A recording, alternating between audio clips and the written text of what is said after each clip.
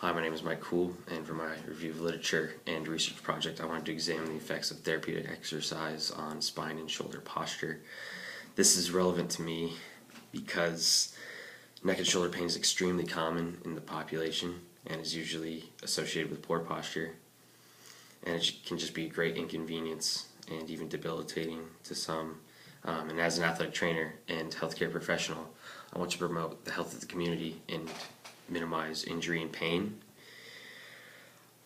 There are also noticeable trends that suggest this is even plaguing younger populations and adolescents, so it's important to address these issues early on to prevent pain and dysfunction throughout life. I also have personal struggles with neck and shoulder pain. It's been bothering me for years, so I would just like to examine what the best therapeutic exercises are to help combat that. So everyone is different, but the literature suggests that normal posture is typically the neck, cervical, spine, and slight lordotic curve, which is kind of like that, and it also staying vertical and above the shoulders, not leaning forward like that. The thoracic spine should be in a slight kyphotic curve, it's opposite like that. The scapula should remain secured against the thoracic wall with slight retraction, and they should be symmetrical in terms of height, so even shoulder height. And so this is typically when people say normal posture is just shoulders down and back, retracted, and no elevation, no excessive elevation. Main muscles contributing to spine and shoulder posture are the rhomboids, levator scapulae, trapezius, serratus anterior, and rotator cuff muscles, and the latissimus dorsi. These all play important roles in stabilizing the spine, stabilizing the scapula to the spine, and stabilizing the humerus to the scapula in the glenohumeral joint. Studies show that the stabilization of the scapula is essential for functional movement because it provides a stable base for all movements of the shoulder to move off of.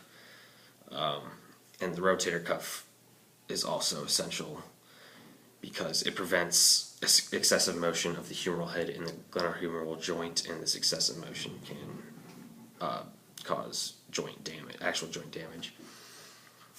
Some common postural deviations explained were scoliosis, increased kyphosis, humeral instability, and uneven shoulder height, but the most emphasized and common postural deviation was definitely forward head and neck with forward rounded shoulders, so kind of just the typical posture, everything forward like that. Research shows that poor posture can cause muscle imbalances in these previously mentioned muscles, so some become overly active while others become weakened and atrophied. And this muscle imbalance creates altered joint alignment, which can create abnormal and dysfunctional movements throughout all of the joints of the shoulder and the spine. And these muscle imbalances can even exacerbate this poor posture, and the increased stress on the joints can cause pain and can predispose you to injury. Poor posture is commonly developed over time. It is most often related to everyday repetitive motions that promote that poor posture, reinforce those positions of poor posture. And muscular instability is a good example to be studying. You're always hunched over, head forward like that. It's just promoting those muscles to stay in that position. And some studies suggest that people with repetitive overhead motions are at even greater risk for pain and dysfunction.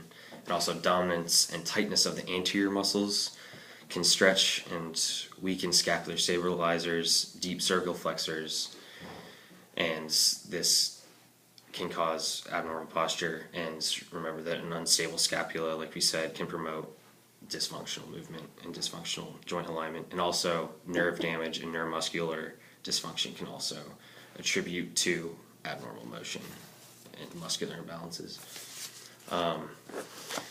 So therapeutic exercise programs targeting the scapular stabilizers and rotator cuff have been shown to be pretty effective in improving poor posture and biomechanics.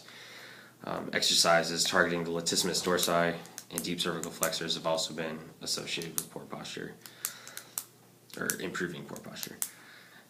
Static stretching of the anterior muscles, interestingly, was also shown to improve the forward neck, the common forward neck and forward shoulder posture. But that stretching just involved, in the literature at least, the pec major and pec minor muscles. And these programs typically used free weights and TheraBands to perform the exercises, but studies suggest that the dynamic stabilization used with the body blade tool is more effective than at recruiting scapular stabilizers than traditional TheraBands and weights. And some studies even suggest that just being aware of your posture, correcting it throughout the day, being cognizant of it, can improve it over time. But a weakness in that study would be that the subjects weren't supervised, so it was hard to tell how often they would correct their posture or what their daily routine consisted of. Other gaps and weaknesses that I saw, there weren't many, if any, long-term studies to determine the lasting effect of these therapeutic exercise programs, and there weren't many studies examining the effect of just individual exercises. These programs consisted of many exercises that targeted different muscles, but there was rarely any that just targeted one muscle group to see the effects of those. So I would like to examine the different individual exercises to see their effects, which have more drastic effects, to basically see what they each bring to the table. So it's different, just a single exercise for a single muscle group, and just examine different exercises for all of the different muscle groups. And I would measure neck and shoulder range of motion, their perceived pain scale throughout their daily activities, and I would also measure and assess postural anatomical landmarks. So I would obviously measure that at first, measure their poor posture, where all of their anatomical landmarks are, and then measure those same landmarks in relation to the spine, or after treatment. And maybe later on I would like to conduct a study when I determine which exercises are most effective.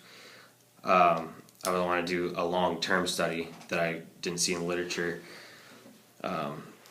where I would take participants that had poor posture previously. Everyone had poor posture, and everyone takes part in the same therapeutic exercise program, and I wait till everybody sees improvements, and then I would have a group stop the program and just continue their daily lives and just assess them over time, and then I would have a group continue the program and assess them over a long period of time and just see what the lasting effects of the therapeutic exercise program are, and see the benefits of a continual kind of therapeutic exercise treatment.